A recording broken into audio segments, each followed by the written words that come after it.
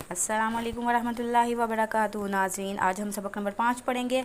आज हम पढ़ेंगे सबसे अहम तख्ती नंबर 3, हुरूफ़ी मुक़त्तिआत। ठीक है, इसको बेहतर आप ज़ुबानी याद कर लें तो बहुत अच्छा रहेगा। ये है, इसके ऊपर है मद्दा। मद्दा का मतलब होता है हरफ को लंबा करना। अलिफ लाम मीम, ये शद है। शद का मतलब है गुन्ना करना। लाम को मीम के दरमियान में गुन्ना आएगा।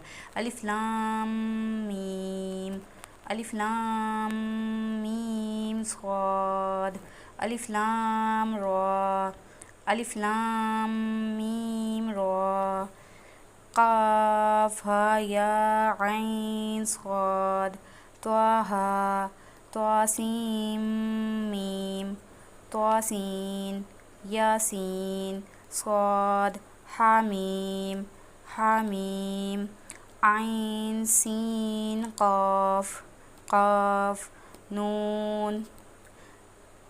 जज़ाकल्लाहु खैरा।